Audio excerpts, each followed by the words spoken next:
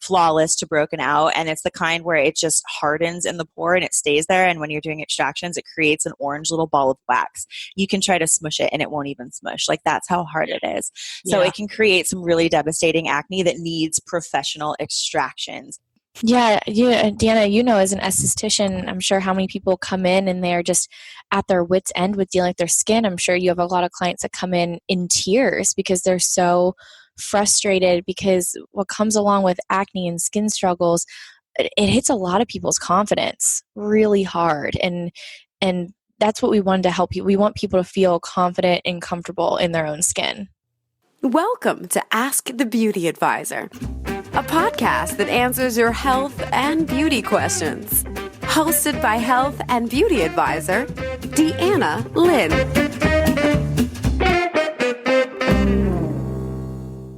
Hello, and welcome to Ask the Beauty Advisor.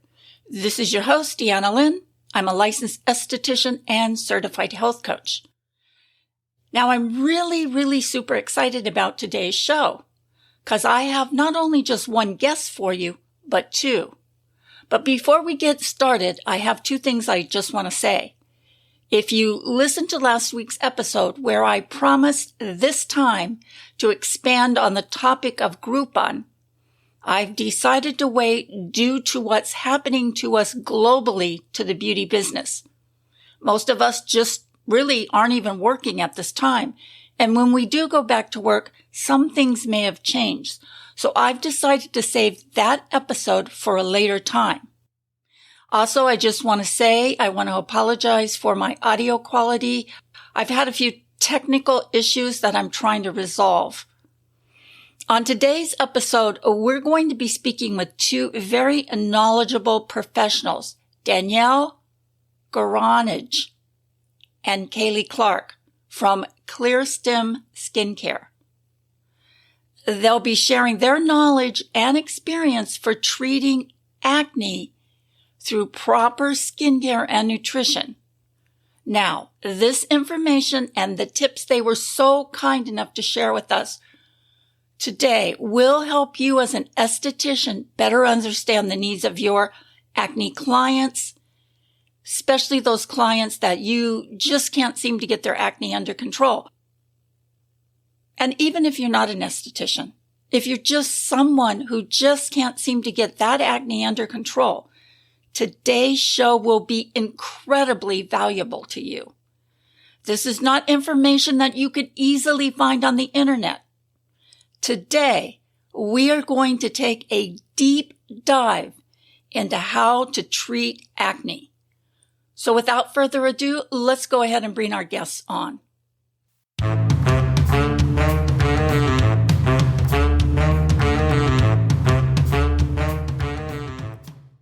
Hello, ladies, and welcome to the show. I'm very excited about today's show.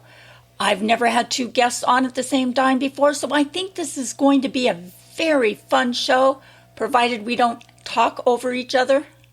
Thank you so much for having us. We're excited to be here. Great. I'm excited to have you guys. So I'm going to introduce you one at a time and ask you a couple of questions about yourself. So let's start first with Danielle. Danielle, you're a professional skincare. You're a licensed esthetician. What do you categorize yourself as? So I would categorize myself as a clinical esthetician. That's not like a legal term, but that is definitely how you would describe me. I don't do waxing. I don't do eyebrows. I stick to acne primarily and anti-aging with anti-acne because a lot of people have dual concerns. So yes, I'm an esthetician. I have a biology and chemistry background. So I bring a little bit more, a little bit extra science to the skin game. I don't do relaxing facials necessarily. I'm definitely not a spa. I do own San Diego Acne Clinic, so that is my sole focus. Now, do you focus on any particular age? Everyone then breaks out. Everyone breaks out. So I get clients that are 13. I get clients that are 60. So from both ends of the spectrums, yeah. Okay, great. Kayleigh, tell us a little bit about you. Yeah. Hi, everyone. My name is Kayleigh, and I'm a holistic nutritionist. And really the kind of difference between just a basic nutritionist and a holistic nutritionist is I truly take a holistic approach, a very whole body approach when addressing anything from hormonal imbalances to brain fog, low energy, weight loss, skin conditions, anything like that. Take a look at absolutely everything. So everything from diet to lifestyle to habits to stress management to sleep, because as we know, everything in our body is so connected, and many times one issue is actually a lot of different underlying causes. So again, I take a very whole body approach to figuring out what is going on when people are having any type of imbalances in their body. Are you a licensed esthetician also? I am not. No, my degree and background is in nutrition and wellness. Right. So do you girls work together in the same clinic? Tell us about your clinic. Do you work together? How you guys met? Tell us your story. So I met Kayleigh as a patient. She came in right when I first opened, and she was about to get married a few months later, and her skin was not cooperating, and she was struggling quite a bit because she's so versed in wellness, and there were just ingredients and like other issues being caused by products that we think we can trust. So what I did was I had her come in, and we spent like an hour and a half, almost 2 hours together, and went over each one of her products. So we started the clearing process. Once we figured out all the triggers, we got to know each other. And at the time, I was developing an anti-acne stem cell serum to get rid of scars. After I was clearing people, I wanted to get rid of their scars very quickly. So I was formulating it with a chemist, and I would get samples, and every time Kayleigh would come in, she would try it out and tell me what she thought, and we would just talk and geek out for hours about health and wellness and the beauty space and all the information that people need but don't have, and all those other things. So we got to know each other really well, and Clear Stem was born. That was the name of the serum. Now it's the name of our entire line. And so we just joined forces, and we have complementary skill sets. You know, what I'm terrible at, she's awesome at, and it just works. It's great. And that's been about 2 years now.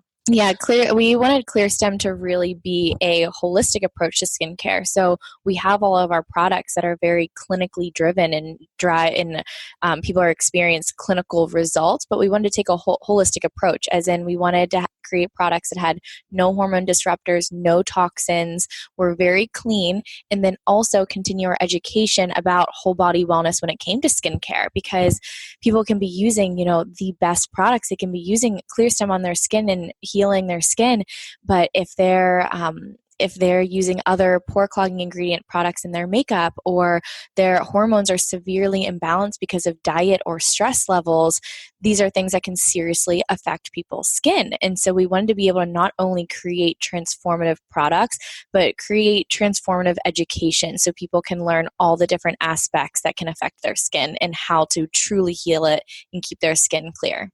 Well, finding the underlying cause. I know when I first started out as an esthetician, I've been an esthetician for, 30 years. It was all topical. Everything was topical. And as I got older, I got more into nutrition, and I realized the root cause, a lot of it is coming from the inside. But it took a long time. I think as estheticians, we think of topical.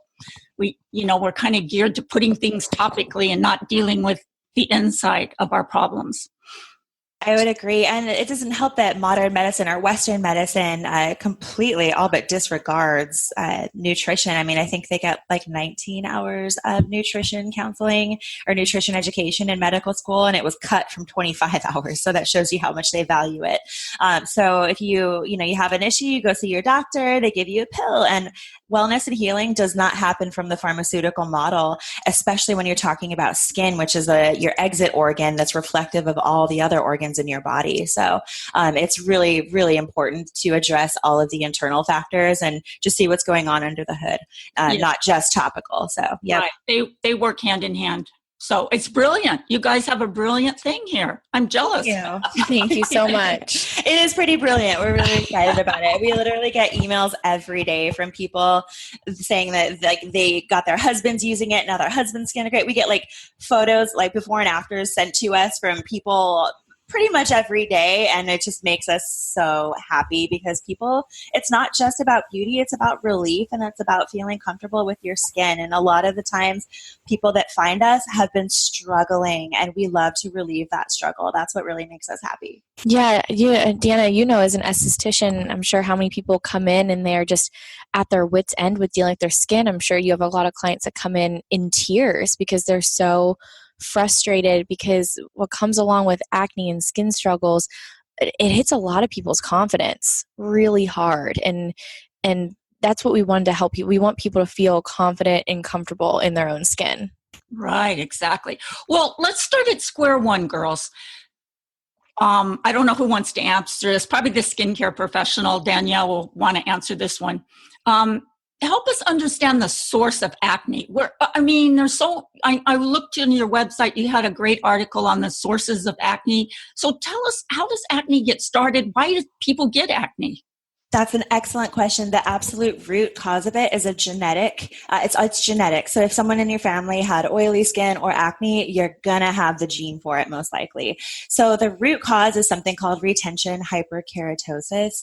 So keratin is that outer layer of protein that your cells are making, that your skin produces. So people that break out very easily, we can produce like up to 5 times as much. So what that means is that our pores have an overgrowth of skin in them, and it mixes with oil and cosmetic residue and all sorts of other things, and it creates a microcomedone, a clog in the hair follicle itself. So that's the root cause of it is genetic for sure.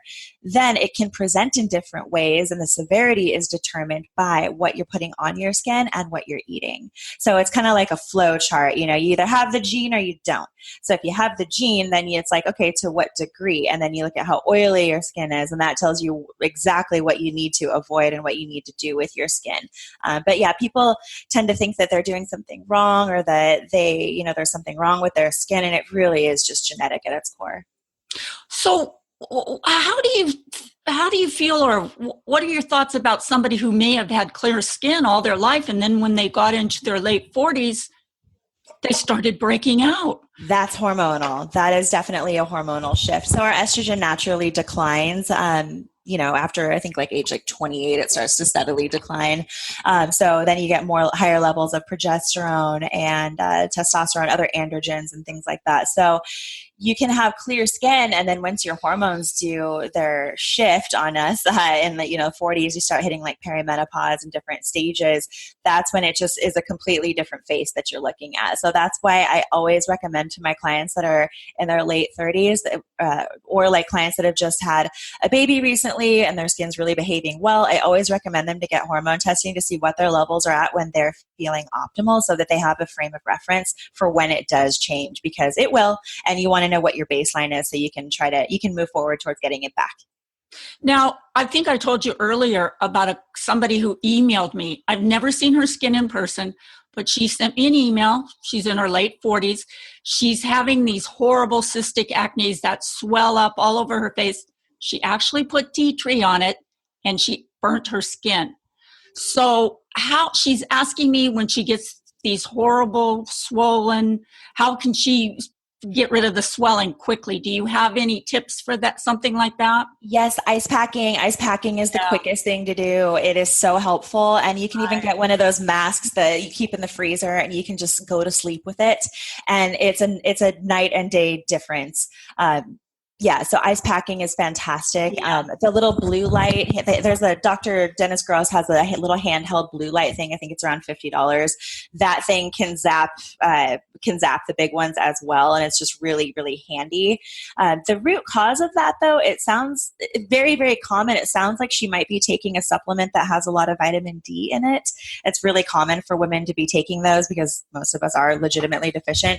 But especially at that age, it becomes very important, because then you start taking calcium and other supplements for bone health, and vitamin D is generally put into all of those supplements. And vitamin D, yes, it's important for skin, but in supplement form, it's usually a little too much.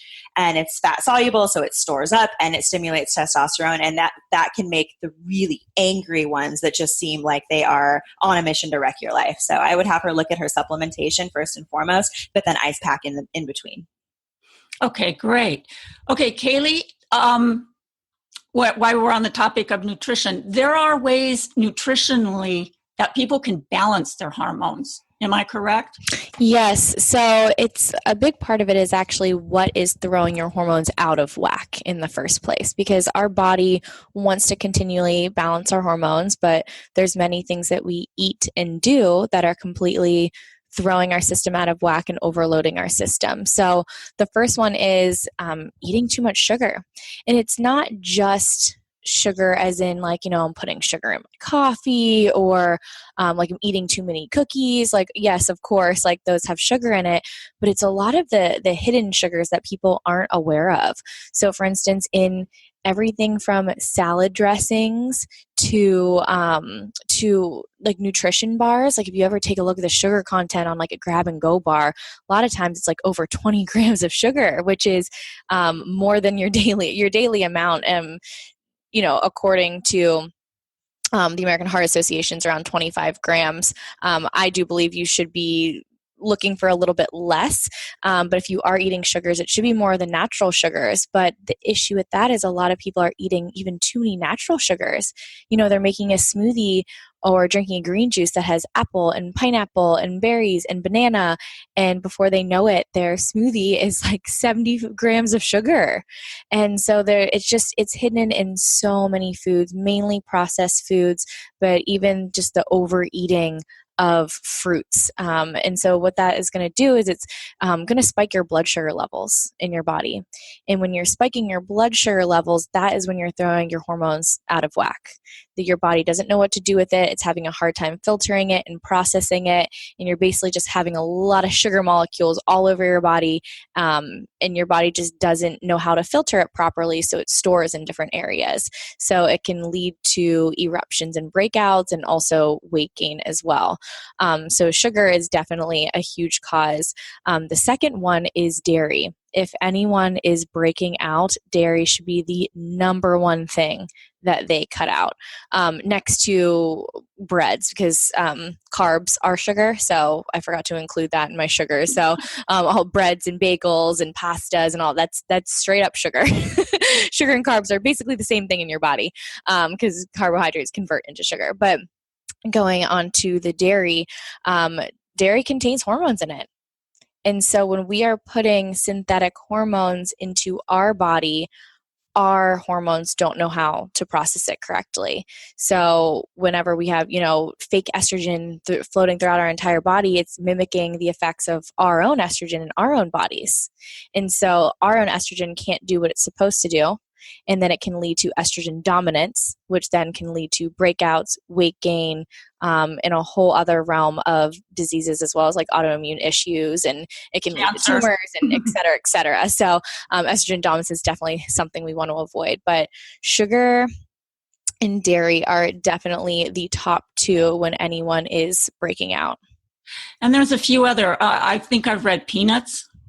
Yes, peanuts are a high androgen food, and they definitely spike acne. I've seen that in a lot of teenage boys who eat a ton of peanut butter. It'll get them around the mouth area, like around the marionette lines where that would be, and as you can just see the inflammation. And I think it has a lot to do with the high omega-6 content as well. Yeah, so there's a lot of foods out there that cause inflammation. Peanuts is one of them. Peanut oil is another, as well as inflammatory oils. So vegetable oil, canola oil, and then when you pass the smoke point of other oils. So if you are, roasting vegetables at a high heat with olive oil, if you're roasting over 350 degrees, you're actually turning a healthy olive oil into an inflammatory oil.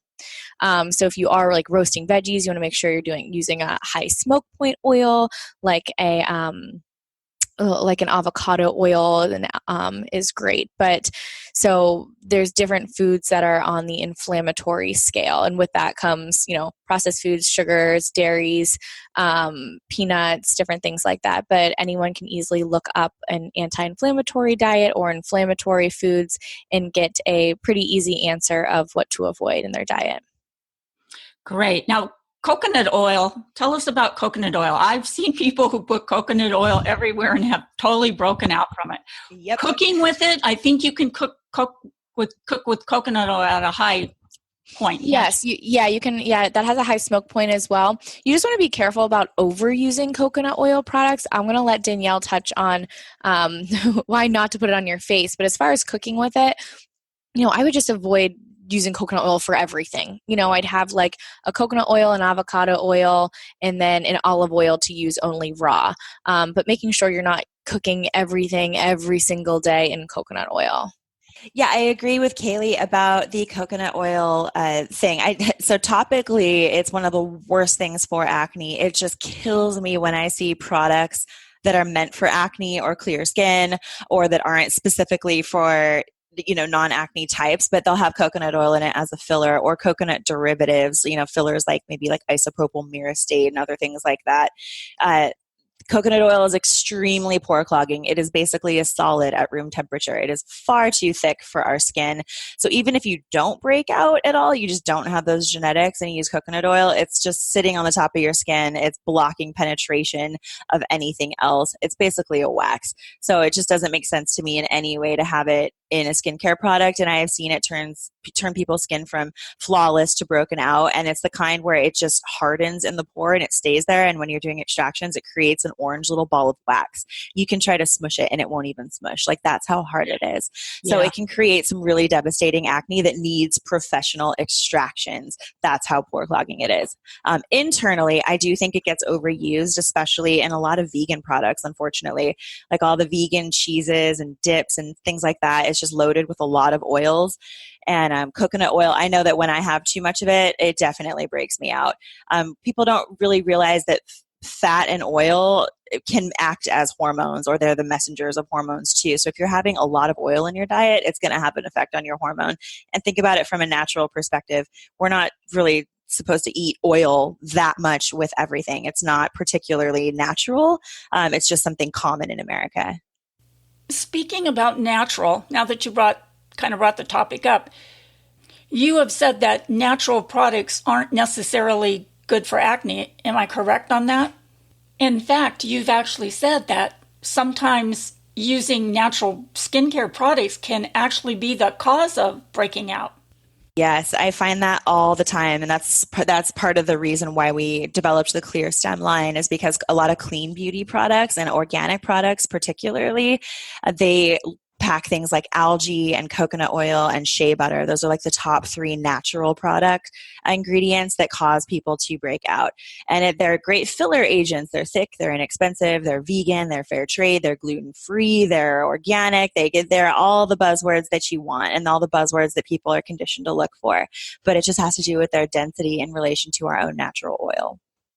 So a lot of organic skincare, if you see something that says organic skincare, guarantee you it's not going to be acne safe. Like, I've never seen that. Some clean beauty products can be acne safe, but a lot of them, they're clean in terms of like the hormone disruptors, but they're not concerned with pore cloggers. So yeah, a lot of somewhat healthier seeming skincare can still absolutely break you out.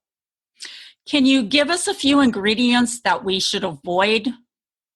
Yes, algae is huge, and it's not a lot of people know this. So algae, seaweed, kelp, anything that lives under the ocean. If you see a product that's marketed as like La Mer is a perfect example, or like Mermaid Beauty Secrets or anything like that. Anything deep is so sea mask. Deep sea anything. Yes, anything that has to do with the ocean, it's probably going to have algae in there.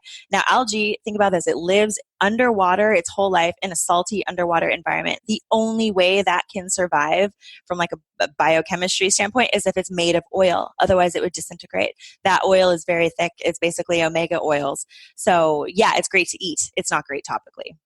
And isn't it the salt content that is bad for the skin? The iodine content, yeah, that is one thing that's bad for the skin too, but it also is a physical pore clogger. Okay.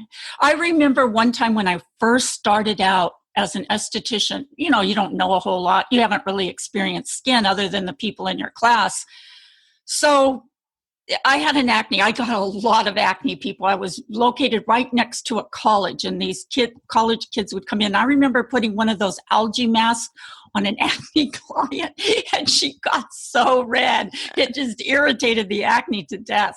So I learned real quickly about that one. Yeah, I mean, that probably was not even on anyone's radar back then, so you did not know. Yeah. That was so funny. All right, so how important is hydration to skin, and what are some of the foods that can help?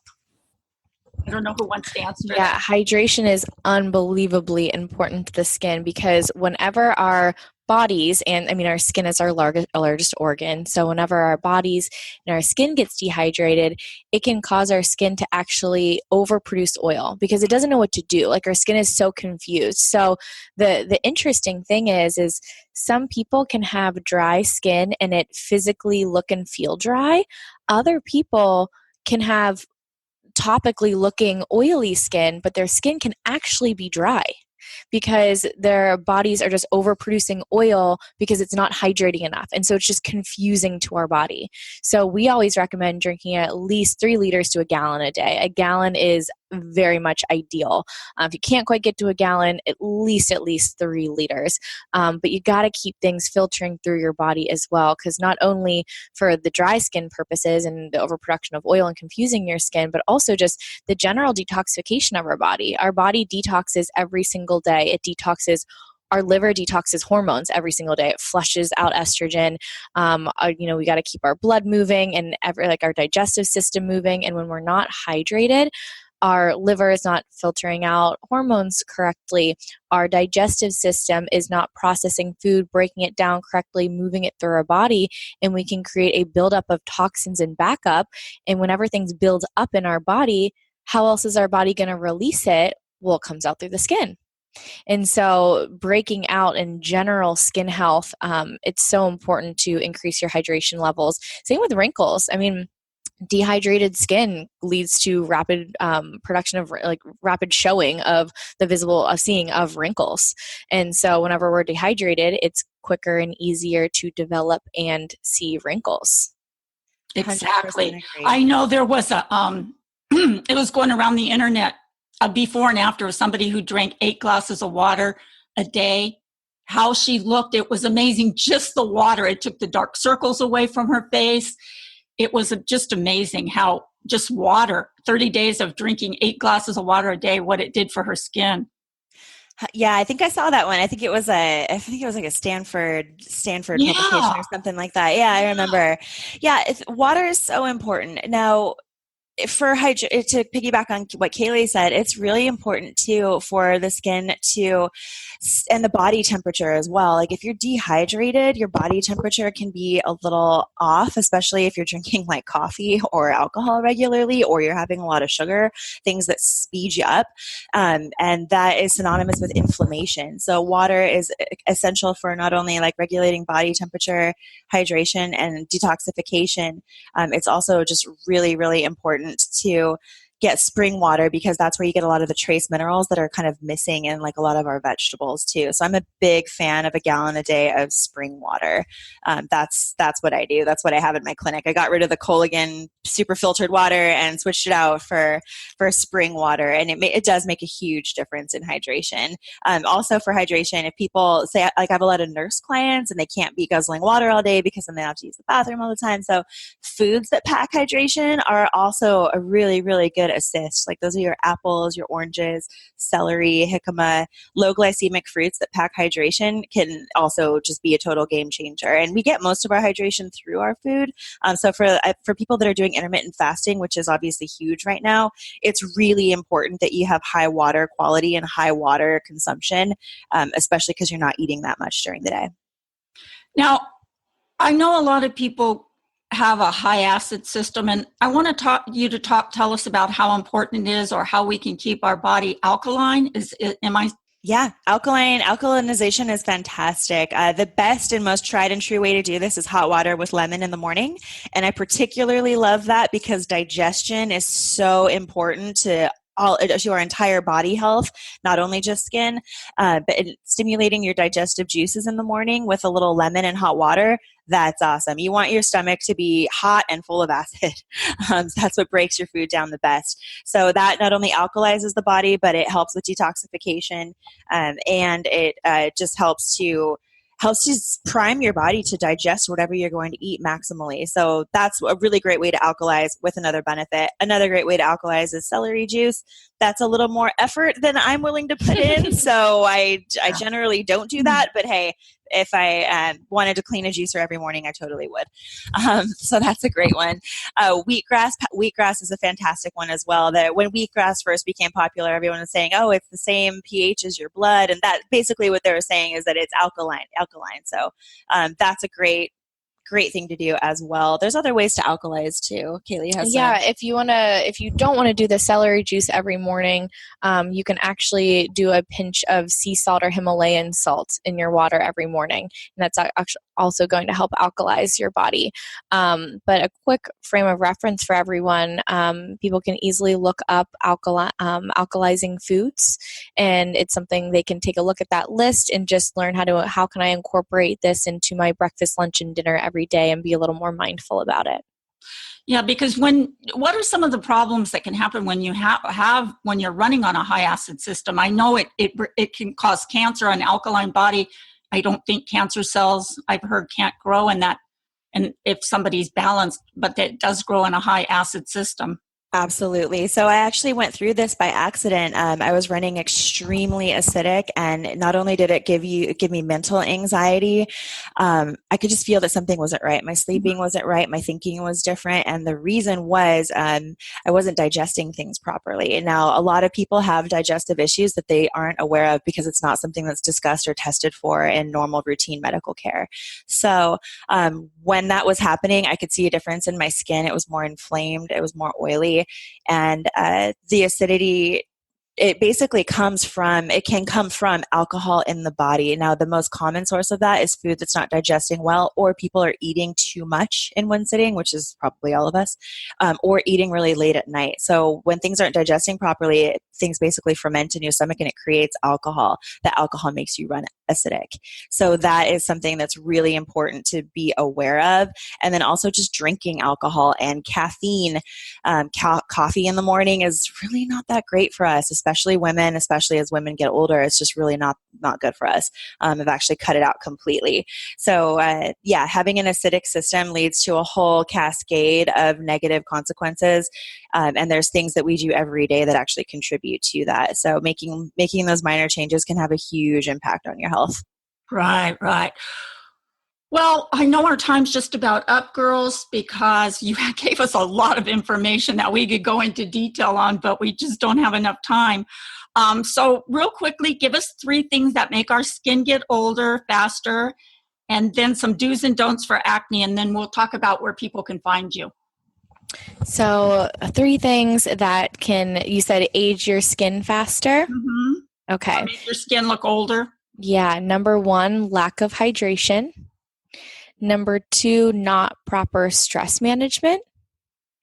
And number 3, what was I going to say? Oh, yeah. This is my favorite one. No shower burning your face. So we didn't get a chance to talk about this, but washing your face in hot water is probably one of the quickest ways you can age your face. So making sure you're washing your face in either cool water or lukewarm water. We like to compare it to, the type of water you'd wash your baby in, that's safe for a baby's skin. Yeah, and melasma. Clients with melasma, heating up the skin brings out the melasma. So it definitely any inflammatory condition will be made worse by burning your skin or being in the sun. Either way. Yep. And doing that every single day, your skin doesn't even have a chance to repair. So it's talk about accumulated damage. Like, that can be shower burning is definitely something. That's the number 1 takeaway for everyone, I would say. Yeah. Yeah, so some acne tips to answer your question. Look at the list of pore clogging ingredients that we have on our website. It's clearstemskincare.com. We made a huge list, and you can type in whatever you're looking at. So before you buy anything, you want to check that list first. You can keep it on your phone. So next time you're at Sephora, you can just look at the back of the ingredients and just compare. It takes a few minutes, and it makes all the difference in the world for your skin. So that would be the first one, is no pore cloggers. Number 2, avoid dairy. Avoid it like the plague. Dairy will generally start breaking you out within about 12 hours. Whey protein is also dairy. Another thing to avoid if you have acne is supplements that contain vitamin D and B12. And I know that's contrary to what a lot of people say.